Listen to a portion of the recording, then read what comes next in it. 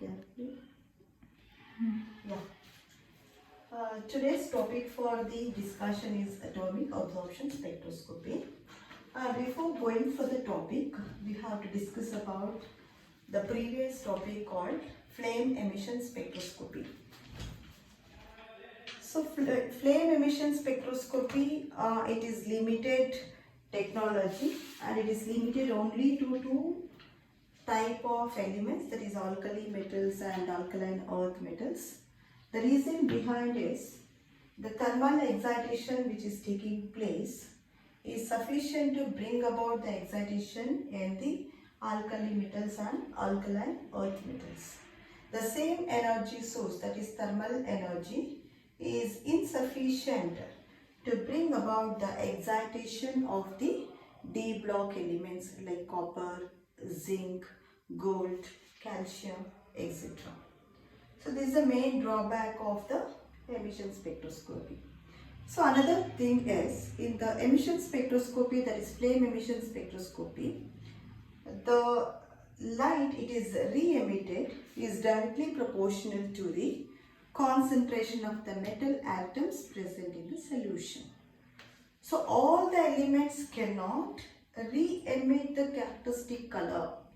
So the flame emission spectroscopy, it is limited because it is applicable only to those elements which can emit a characteristic color, like sodium, which emits the golden yellow color, calcium, brick red color, strontium, crimson red color, like that it will go on. So since most of the D block elements cannot re-emit the characteristic color, we can't use this technique for the quantifying the metal atoms present in a solution. So there are two drawbacks in the flame emission spectroscopy. One is the thermal energy is insufficient to bring about the excitation of the D block atoms.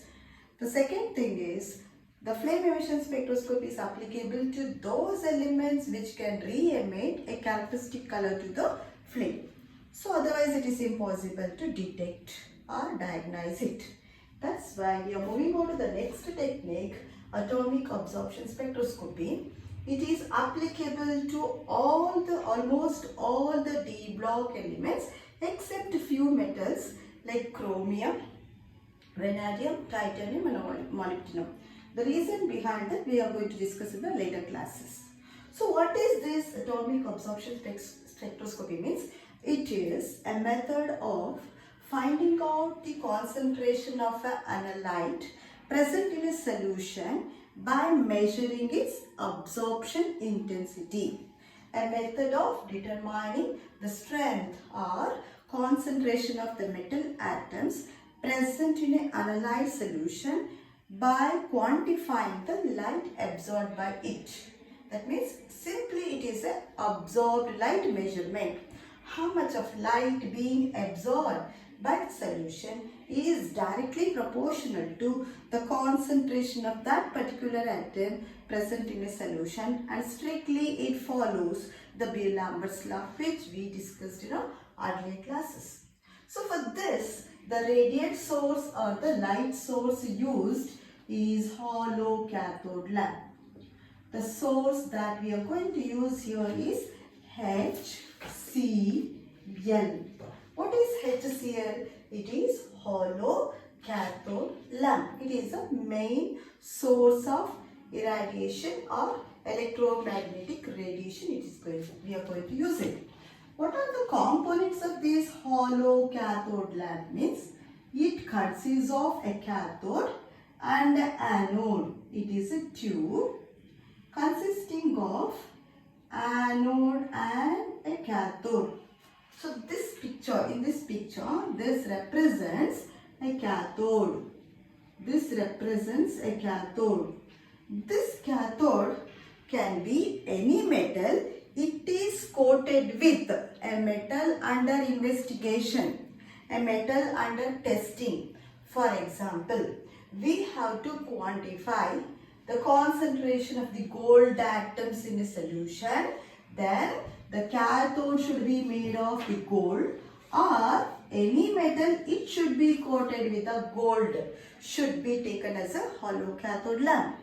Or if we are interested to quantify the zinc atoms present in a solution, then the cathode should be made of zinc alone, or any metal it is coated with a zinc. That means a metal under investigation. So cathode is coated with a metal under investigation. Gold estimation means gold coating should be there. Zinc estimation means zinc coating must be there. Calcium estimation means calcium coating must be there. That is a cathode. And what about the other one? The one is nothing but an anode.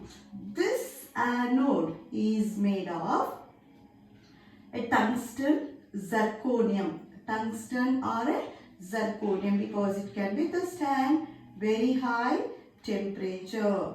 Tungsten filament or a zirconium filament is serving as an anode. I'll repeat again. So cathode means, cathode is nothing but any metal it is coated with a metal under investigation, or simply it is made of that particular metal. So for example, we are going to estimate copper means it is a copper. If you want to estimate zinc means it should be made of zinc only. If you want to estimate iron means it should be made of iron. And anode means it is a tungsten filament or zirconium filament is used as an anode. So normally anode means it is plus sign and cathode means minus sign. And the tube is filled with a inert gas. The tube is completely filled with inert gas such as argon, or we can also choose neon.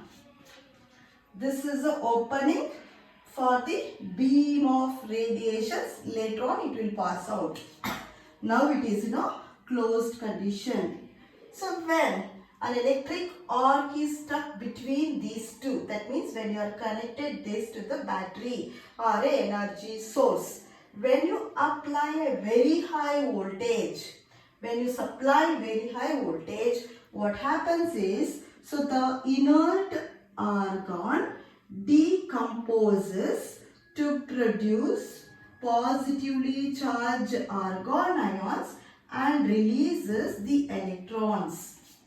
So an electric arc is struck between the anode and cathode by applying a very high voltage, so that the inert argon or an inert neon decomposes to produce the electron. These electrons will be hitting the cathode surface. These electrons will be hitting the cathode surface. When it is hitting the cathode surface, that particular atoms will sputter from the surface. It comes out. It sputters from the surface. When an electronic beam is hitting the cathode surface, the atoms sputter from the surface. Sputtering means into the hot pan when you put a mustard, how it will pop up. In a similar way, the atoms will be start coming out, ejecting from the surface of the cathode. So when it is losing its surface, that time the extra energy which is associated with will be emitted. The energy will be emitted out. Due to the sputtering of the particular metal atoms, the radiant energy comes out. This is going to serve as electromagnetic radiations for the atomic absorption spectroscopy. I'll just give the summary. When an electric arc is stuck between the anode and cathode, so it is going to dissociate the argon atom into its ions and releases these electrons. The electronic beam is hitting the cathode. As a result, the coated atoms sputter from the surface, comes out, pop up from the surface. That time the extra energy associated with it comes out. This is the radiation beam. We are going to use it in atomic absorption spectroscopy. Electromagnetic radiation beam we will be using in atomic absorption spectroscopy. That's about how a hollow cathode lamp is going to serve as a radiation source for this technique, atomic absorption spectroscopy. Next.